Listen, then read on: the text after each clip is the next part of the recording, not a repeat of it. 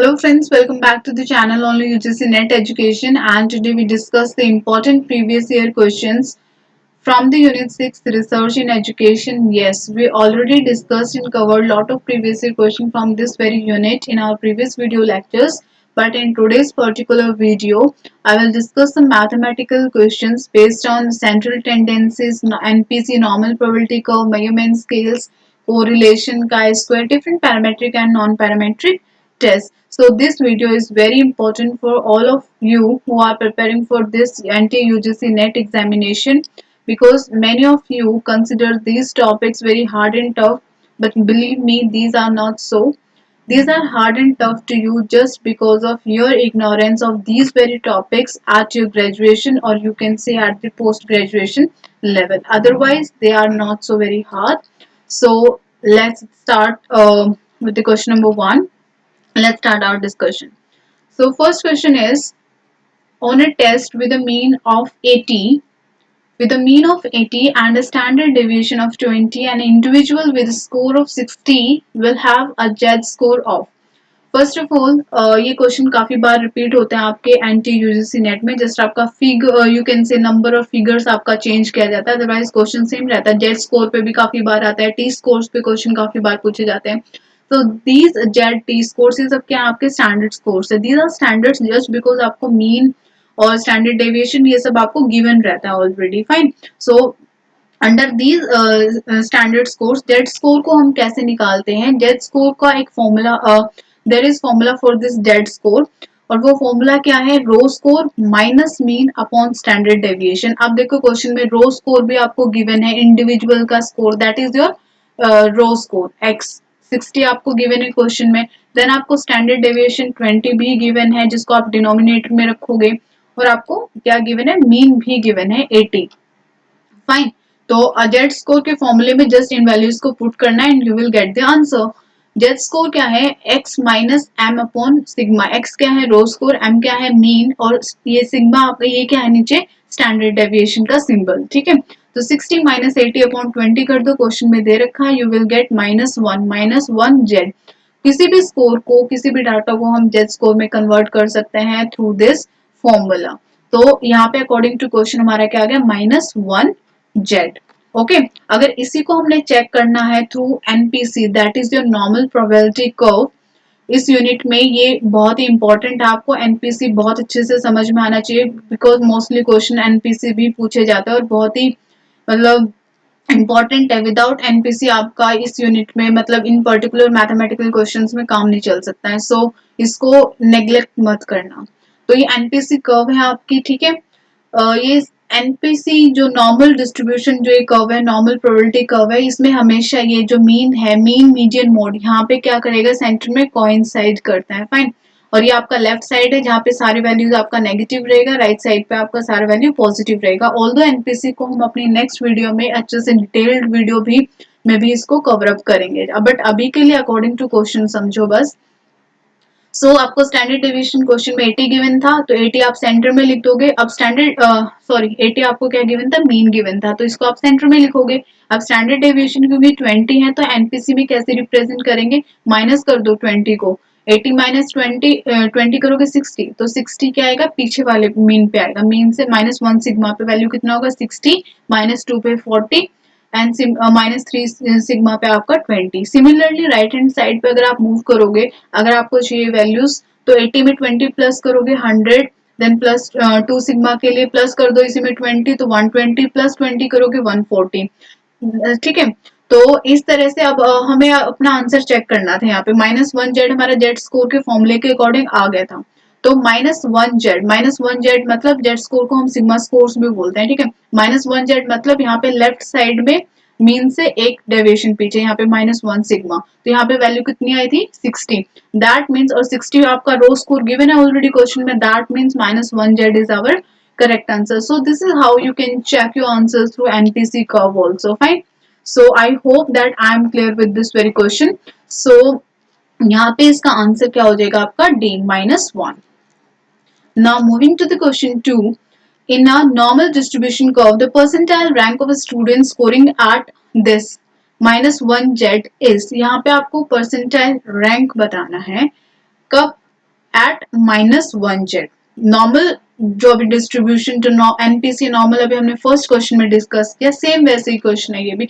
Just आपको ध्यान रखना है कि परसेंटाइल रैंक पूछ रहा है -1z पे। अब परसेंटाइल रैंक आपको पता होना चाहिए, बहुत ही इंपॉर्टेंट टॉपिक है, काफी बार क्वेश्चन रिपीट होते हैं इस पे भी। तो परसेंटाइल रैंक अगर फॉर एग्जाम्पल अगर मैं बोलूँ कि किसी का परसेंटाइल रैंक 90 है, दैट मीन्स वो 90% केसेस ऐसे हैं या 90% स्कोर्स उस 90th परसेंटाइल रैंक से नीचे फॉल कर रहे हैं। That what we mean by the percentile rank. Okay, कि उतना परसेंट जो स्कोर्स है वो लाई कर रहा है उस पर्टिकुलर रैंक से। ठीक है, तो अब यहाँ पे क्वेश्चन में what they are asking for is the percentile rank of a student scoring at -1z। -1z पे आपको बताना, तो सबसे पहले ये आई होप आपको अच्छे से दिख रहा होगा ये। तो ये हमारा क्या है, नॉर्मल प्रोबेबिलिटी कर्व जो अभी हमने ऊपर डिस्कस किया था। ठीक है, तो वेट,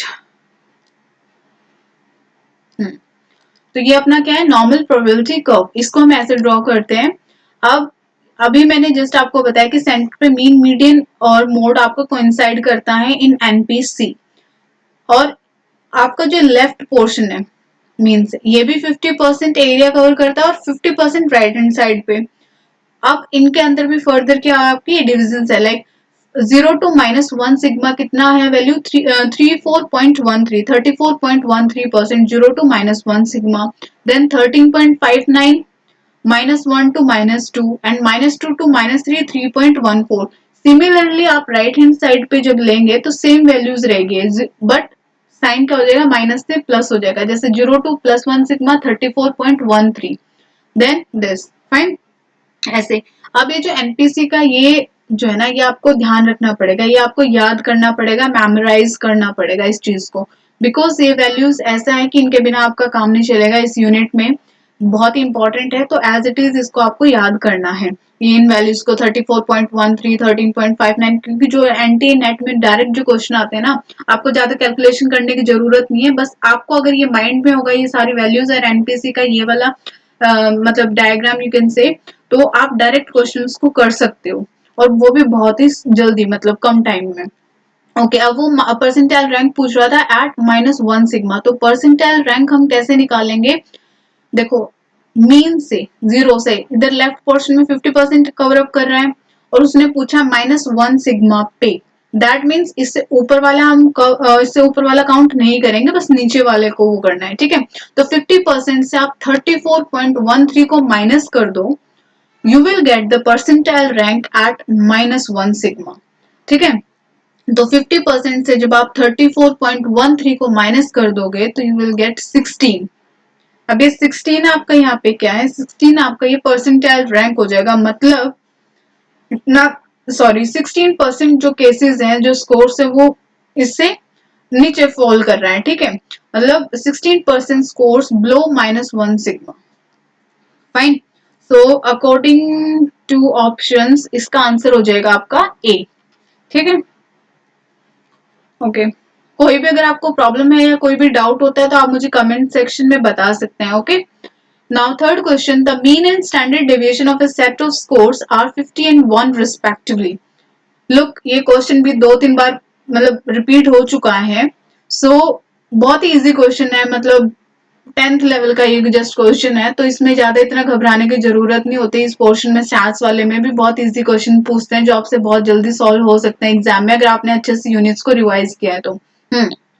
नाउ इस क्वेश्चन में क्या पूछ रहे हैं, मीन एंड स्टैंडर्ड डेविएशन आपको दे रखा है। मीन कितना गिवन है 50, standard deviation 1 in each raw score. Okay, if each raw score is increased by 3, ये आपको ध्यान से पढ़ना है, इंक्रीज्ड बाय 3। अगर रो स्कोर आपका इंक्रीज कर रहा है 3 से, मतलब x इंक्रीज कर रहा है जब 3 से, तो आपको new mean and standard deviation बताना है कितना होगा।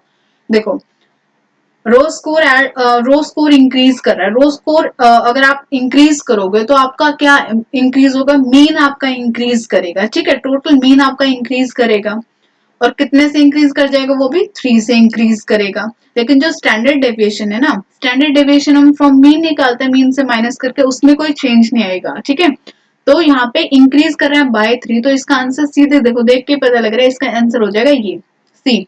53 आपका मीन हो जाएगा और स्टैंडर्ड डेविएशन आपकी 10 रह गई, और इसको यहाँ पे करेक्शन करना है, ये 10 है यहाँ पे स्टैंडर्ड डेविएशन क्वेश्चन में, ठीक है।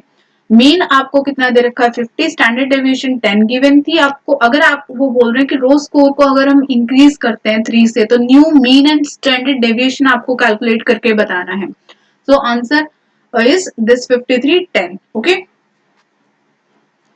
और कई बार इसी सेम क्वेश्चन को, जैसे इस क्वेश्चन में अभी इंक्रीज बाय 3 लिखा है ना, वो काफी मतलब एक दो प्रीवियस ईयर क्वेश्चन में ऐसा भी क्वेश्चन आया हुआ कि यहाँ पे इंक्रीज की जगह डिक्रीज लिखा। अगर इंक्रीज की जगह डिक्रीज लिखा है तो आप माइनस करते ना मीन से।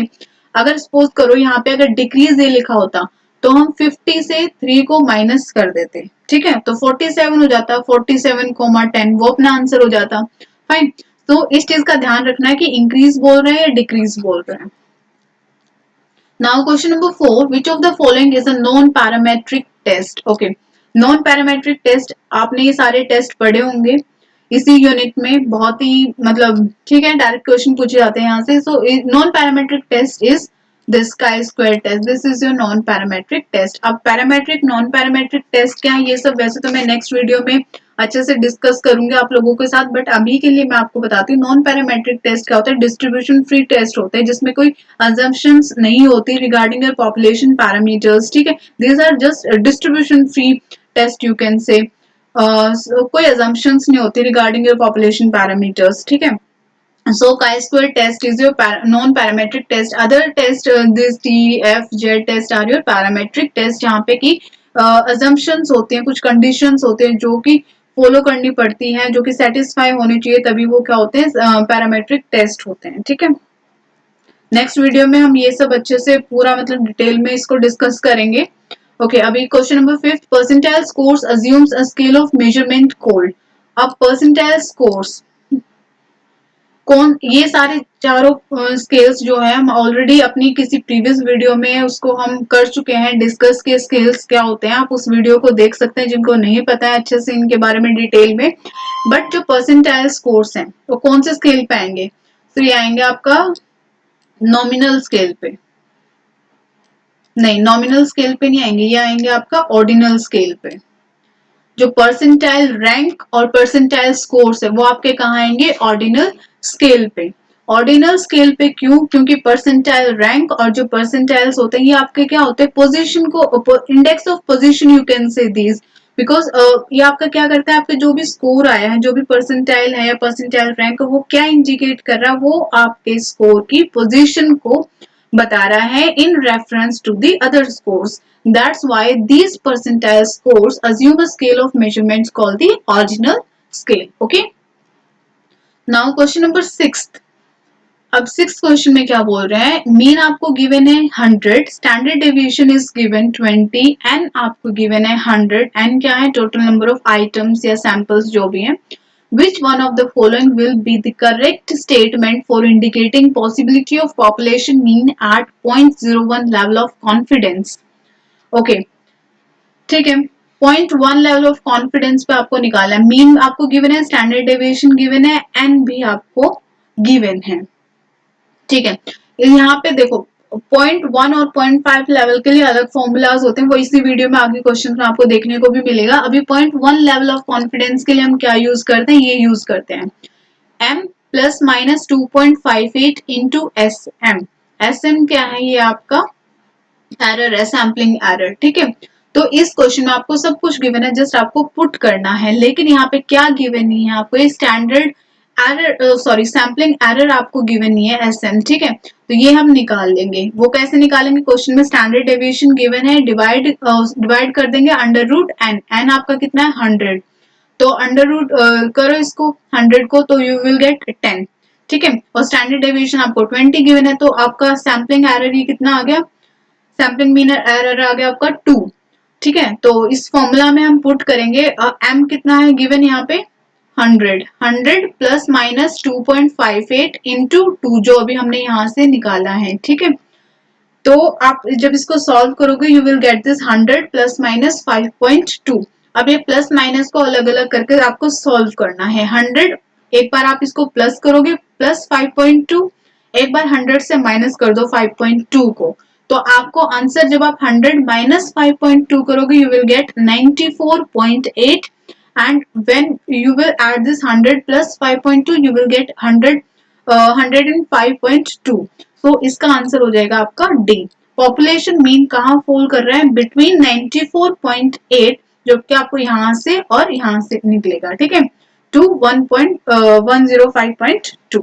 ओके, सो ये फॉर्मूला जैसे ये चीज है आपको याद करनी पड़ेगी, मेमोराइज करना पड़ेगा इन चीजों को आपको, ठीक है। अब ये सैम्पलिंग एरर मीन कैसे निकालते हैं इसको भी आपको याद रखना पड़ेगा कि standard deviation upon under root N करके निकालते हैं, ये आपको पॉइंट 1 पे याद रखना पड़ेगा। अभी अगले नेक्स्ट क्वेश्चन में हम पॉइंट 0.5 के लिए भी कैलकुलेट करेंगे, कुछ ऐसा ही क्वेश्चन है। तो ये सब आपको मेमोराइज करना पड़ेगा ताकि पेपर में एकदम से क्वेश्चन देख के आप मतलब आपका टाइम सेव हो जाओ और जल्दी से ये चीजें कर पाओ। Okay, now question number 7, in a sample distribution with N आपको गिवन है, एम मीन आपको गिवन है, स्टैंडर्ड डेविएशन आपको गिवन है, number of cases falling above 48 बताना है आपको, ठीक है। मीन आपको गिवन है, स्टैंडर्ड डेविएशन आपको गिवन है, एन आपको गिवन है और बताना है कितने केसेस 48 से अबव फॉल कर रहे हैं, ठीक है।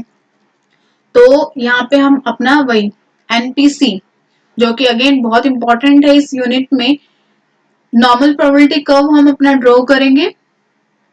आपको 60 गिवन है यहाँ पे मीन, ठीक है, और स्टैंडर्ड डेविएशन आपको कितना गिवन था, 12 गिवन था I think so, yes. Mean आपको 60 और स्टैंडर्ड डेविएशन आपको 12 गिवन है, तो 60 मीन को हम रखेंगे यहाँ सेंटर में, 12 स्टैंडर्ड डेविएशन गिवन है, तो -1 सिग्मा पे क्या वैल्यू हो जाएगी, 60 माइनस 12 दैट इज 48 और +1 सिग्मा पे कितना वैल्यू हो जाएगा, 60 प्लस 12 72। राइट साइड की वैल्यूज कैलकुलेट करना तो you will have to add the standard deviations. अगर आपको लेफ्ट साइड पे कैलकुलेट करना है तो आपको माइनस करना पड़ेगा, ठीक है, स्टैंडर्ड डेविएशन को मीन से।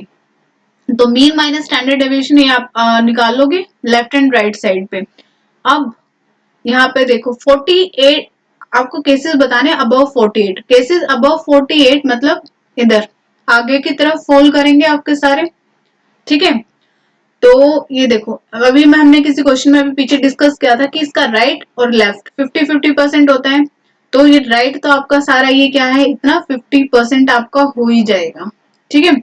इधर लेफ्ट पे अब आपका कितना, यहाँ की वैल्यू मैंने आपको बताई थी कि आपको याद रखनी पड़ेगी, तो यहाँ पे 0 to -1 सिग्मा स्टैंडर्ड वैल्यू क्या होती है एनपीसी में 34.13, ठीक है। तो 50 प्लस 34.13 को ऐड कर दो यू विल गेट 84.13 और अब अकॉर्डिंग टू क्वेश्चन आपको n कितना गिवन है 300। देखो ये 100 पे आपको कितना मिल रहा है, यहाँ पे 84.13% मिल गया यहाँ से, ठीक है।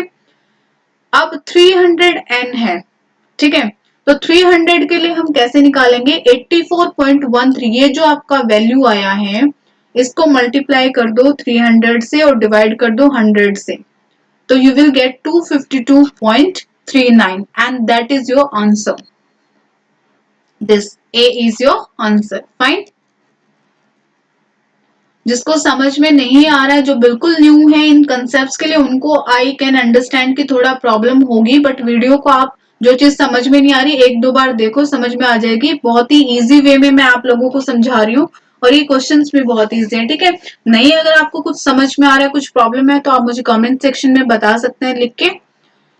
Anyhow, moving to the question 8. Yes, in normal distribution, what is the position of three measures of central tendency? बार बार हम डिस्कस कर रहे हैं नॉर्मल डिस्ट्रीब्यूशन क्या है, जो अभी हम एनपीसी डिस्कस कर रहे थे वही है।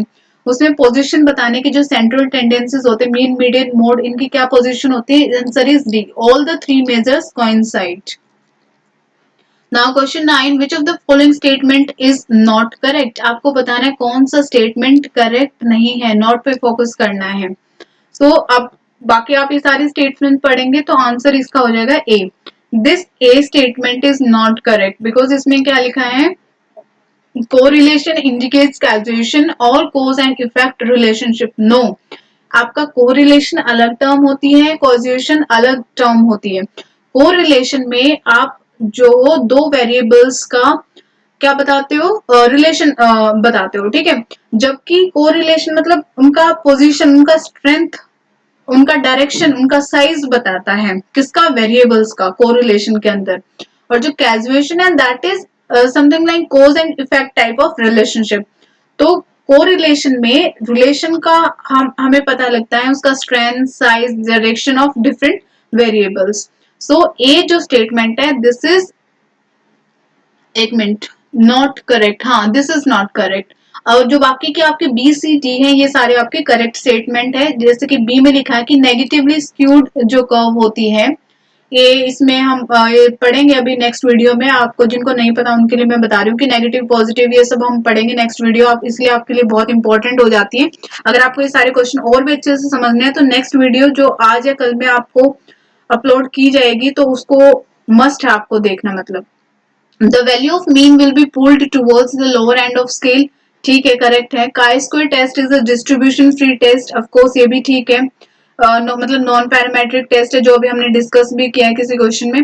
नाउ फॉर डी क्या है, फॉर कंप्यूटिंग, ठीक है, gamma the relationship between two variables have, ठीक है, करेक्ट है। नॉट करेक्ट जो है वो है statement A, correlation indicate causation और cause effect relationship, this statement is not correct, ठीक है। कोरिलेशन जो है, कोरिलेशन आपका रिलेशनशिप बताता है between the two variables, their stand, their direction, their size. जबकि कैजुएशन एक अलग टर्म है जो कि कोज एंड इफेक्ट रिलेशनशिप देती है of variables.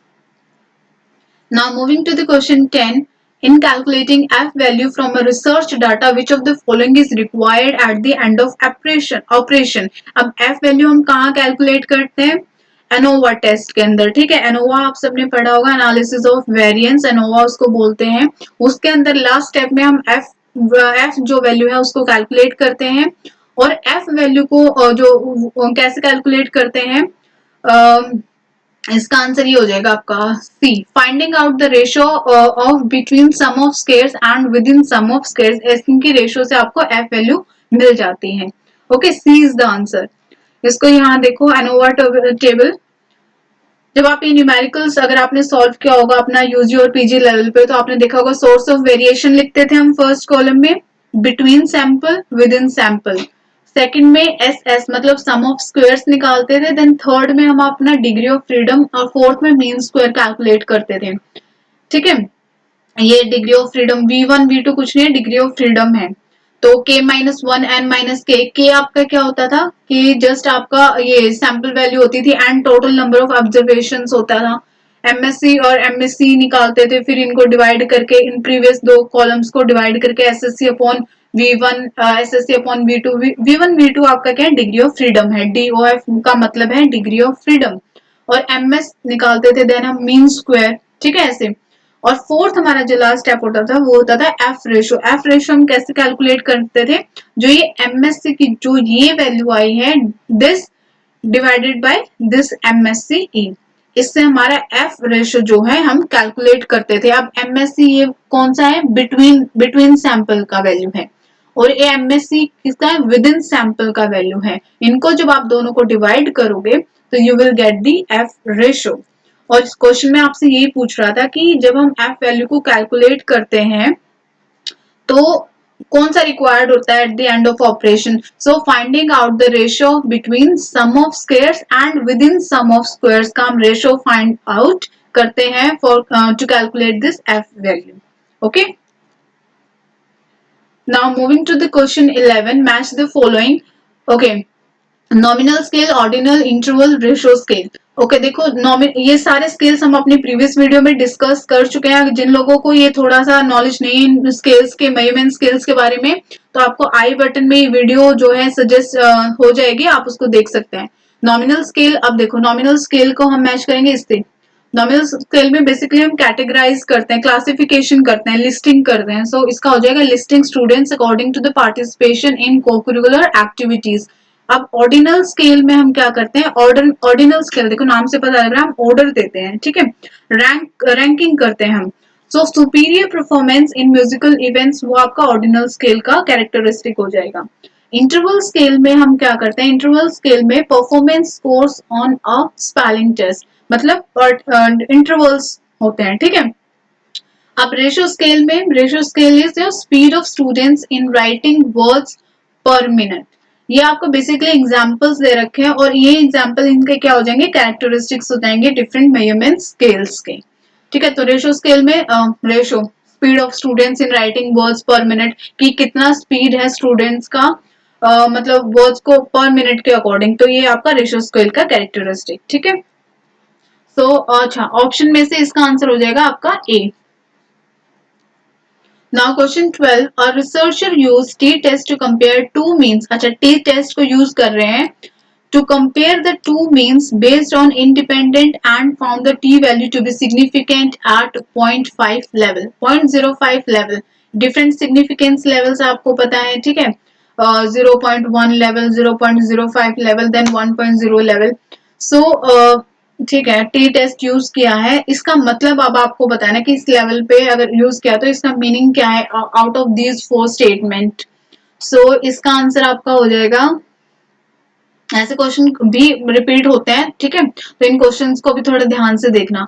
So chances are 5 out of 100 that the difference between means has occurred due to sampling errors. So A is the answer. ठीक है, now question number 13. In research situation, non-parametric stats is used for।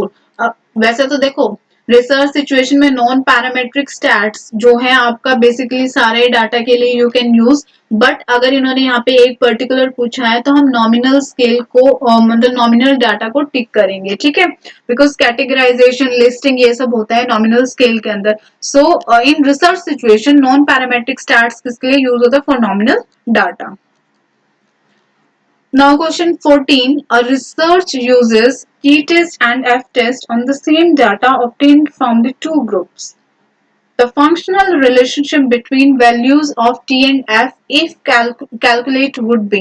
Okay, इसका answer हो जाएगा आपका T square equals to F. जब भी आप T और एफ टेस्ट से कोई भी डाटा को मतलब एनालाइज करोगे, कैलकुलेट करोगे, तो हमेशा जो टी स्क्वायर की जो वैल्यू आएगी ना, मतलब उसका वही सेम किसके इक्वल हो जाएगी, जो आपका एफ का वैल्यू आया, T square equals to F. अब ये क्वेश्चन भी बहुत इंपॉर्टेंट है बिकॉज 2-3 बार प्रीवियस ईयर्स में ये क्वेश्चन रिपीट हो चुका है। फाइन, तो ये कुछ चीजें आपको मेमोराइज रखनी है, कहीं नोट कर लो इसको प्रॉपर पॉइंट्स बना के, ताकि एकदम से एग्जाम से पहले just like with in 5 minute जितना भी एजुकेशन स्टैट्स का फॉर्मूलाज वगैरह हैं, जितने भी इंपॉर्टेंट फॉर्मूलाज है, वो आप जस्ट 5 मिनट में इनको अच्छे से रिवाइज कर पाओ, बिकॉज क्वेश्चन बहुत डायरेक्ट आते हैं, ज्यादा कैलकुलेशन नहीं मांगते हैं। Now a multiple choice test consist of 50 items. इस क्वेश्चन में 50 आइटम्स गिवन है।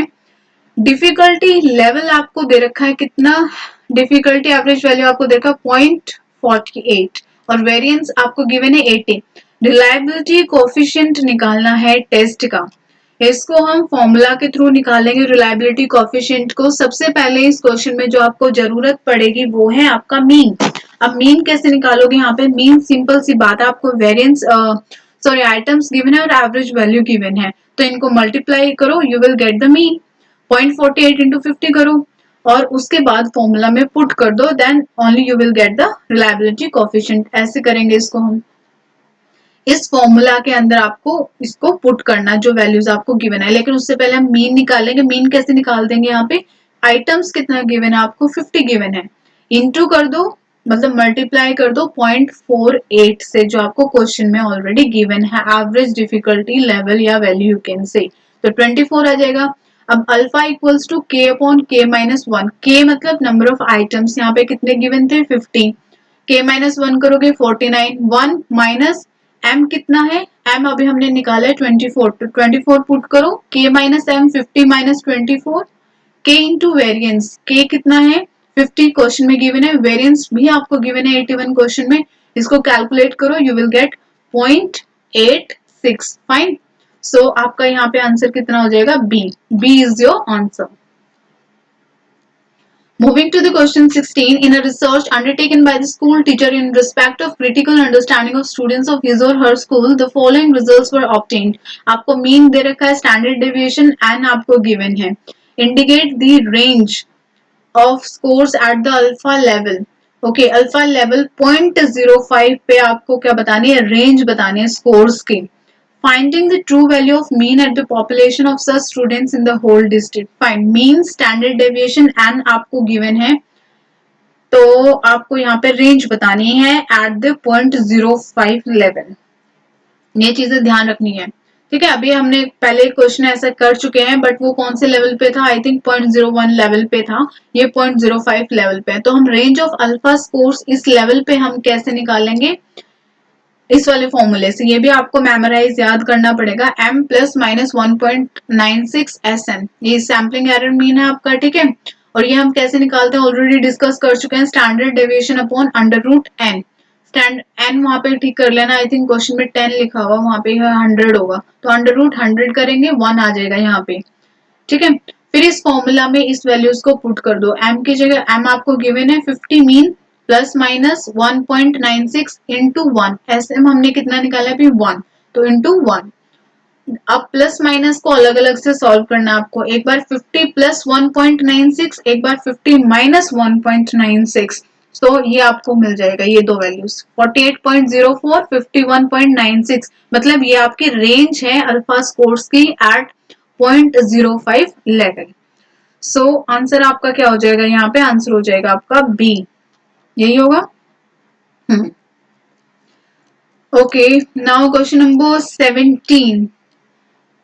This is your question number 17. The range of coefficient of correlation between two variables.